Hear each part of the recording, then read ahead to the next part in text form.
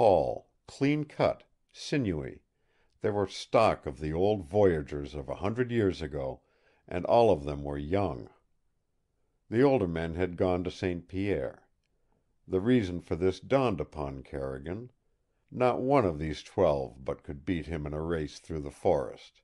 Not one that could not outrun him and cut him off, though he had hours the start. Passing beyond them, he paused and looked back at the bateau. On the forward deck stood Marie Anne, and she, too, was looking at him now. Even at that distance he saw that her face was quiet and troubled with anxiety. She did not smile when he lifted his hat to her, but gave only a little nod. Then he turned and buried himself in the green balsams that grew within 50 paces of the river. The old joy of life leaped into him as his feet crushed in the soft moss of the shaded places where the sun did not break through. He went on, passing through a vast and silent cathedral of spruce and cedar so dense that the sky was hidden, and came then to higher ground, where the evergreen was sprinkled with birch and poplar. About him was an invisible choir of voices, the low twittering of timid little graybacks, the song of hidden warblers, the scolding of distant jays. Big-eyed moose birds stared at him as he passed, fluttering so close to his face that they almost touched his shoulders in their foolish inquisitiveness. A porcupine crashed within a dozen feet of his trail. And then he came to a beaten path, and other paths worn deep in the cool, damp earth by the hoofs of moose and caribou. Half a mile from the bateau he sat down on a rotting log and filled his pipe with fresh tobacco, while he listened to catch the subdued voice of the life in this land that he loved. It was then that the curious feeling came over him that he was not alone, that other eyes than those of beast and bird were watching him. It was an impression that grew on him. He seemed to feel their stare, seeking him out from the darkest coverts, waiting for him to shove on, dogging him like a ghost. Within him the hound-like instincts of the man-hunter rose swiftly to the suspicion of invisible presence. He began to note the changes in the cries of certain birds. 100 yards on his right, a jay, most talkative of all the forest things, was screeching with a new note in its voice. On the other side of him, in a dense pocket of poplar and spruce, a warbler suddenly brought its song to a jerky end. He heard the excited pee-wee, pee-wee, pee-wee of a startled little grayback giving warning of an unwelcome intruder near its nest. And he rose to his feet, laughing softly as he thumbed down the tobacco in his pipe. Jeanne Marie Anne Boulain might believe in him, but Bateese and her wary henchmen had ways of their own of strengthening their faith. It was close to noon when he turned back, and he did not return by the moose path.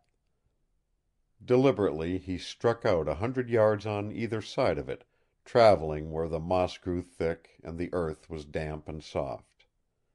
And 5 times he found the moccasin prints of men.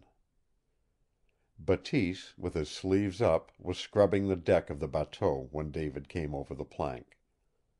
"There are moose and caribou in there, but I fear I disturbed your hunters," said Carrigan, grinning at the half-breed. "They are too clumsy to hunt well, so clumsy that even the birds give them away. I am afraid we shall go without fresh meat tomorrow."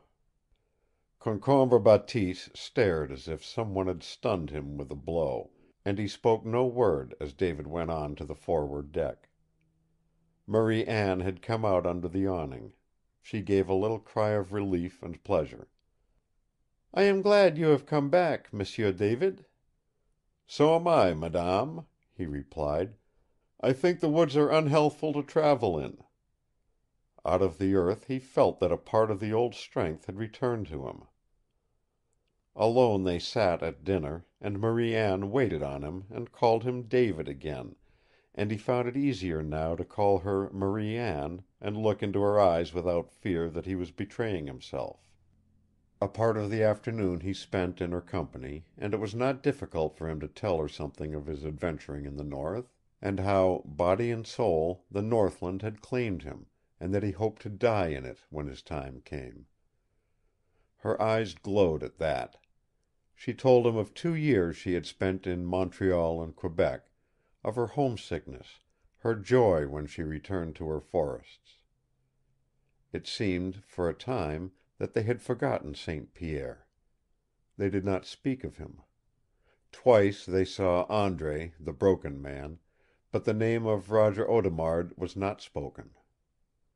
And a little at a time she told him of the hidden paradise of the Boulains, away up in the unmapped wilderness of the Yellowknife beyond the Great Bear, and of the great log chateau that was her home. A part of the afternoon he spent on shore. He filled a moose hide bag full of sand and suspended it from the limb of a tree, and for 3/4 of an hour pommeled it with his fists, much to the curiosity and amusement of St. Pierre's men, who could see nothing of man fighting in these antics. But the exercise assured David that he had lost but little of his strength and that he would be in form to meet Bateese when the time came. Toward evening Marie Anne joined him, and they walked for half an hour up and down the beach. It was Bateese who got supper. And after that Carrigan sat with Marie Anne on the foredeck of the barge and smoked another of St. Pierre's cigars. The camp of the rivermen was 200 yards below the bateau, screened between by a finger of hardwood, so that except when they broke into a chorus of laughter or strengthened their throats with snatches of song, there was no sound of their voices. But Bateese was in the stern, and Nepapinas was forever flitting in and out among the shadows on the shore, like a shadow himself, and Andre, the Broken Man, hovered near as night came on. At last he sat down on the edge of the white sand of the beach, and there he remained, a silent and lonely figure as the twilight deepened. Over the world hovered a sleepy quiet. Out of the forest came the droning of the wood crickets, the last twitterings of the day birds, and the beginning of night sounds.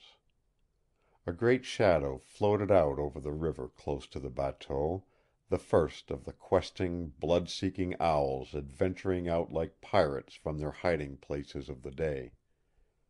One after another, as the darkness thickened, the different tribes of the people of the night answered the summons of the first stars. A mile down the river a loon gave its harsh love cry. Far out of the west came the faint trail song of a wolf. In the river the night-feeding trout splashed like the tails of beaver. Over the roof of the wilderness came the coughing, moaning challenge of a bull moose that yearned for battle. And over these same forest tops rose the moon, the stars grew thicker and brighter, and through the finger of hardwood glowed the fire of St. Pierre Boulin's men, while close beside them, silent in these hours of silence, David felt growing nearer and still nearer to him the presence of St. Pierre's wife. On the strip of sand Andre, the Broken Man, rose and stood like the stub of a misshapen tree. And then slowly he moved on and was swallowed up in the mellow glow of the night. "It is at night that he seeks," said St. Pierre's wife, for it was as if David had spoken the thought that was in his mind. David, for a moment, was silent. And then he said, "You asked me to tell you about Black Roger Audemard. I will, if you care to have me. Do you?" He saw the nodding of her head, though the moon and star mist veiled her face. "Yes. What do the police say about Roger Audemard?" He told her, and not once in the telling of the story did she speak or move. It was a terrible story at best, he thought, but he did not weaken it by smoothing over the details. This was his opportunity. He wanted her to know why he must possess the body of Roger Audemard, if not alive, then dead, and he wanted her to understand how important it was that he learn more about Andre, the Broken Man. "He was a fiend, this Roger Audemard," he began. "A devil in man shape, afterward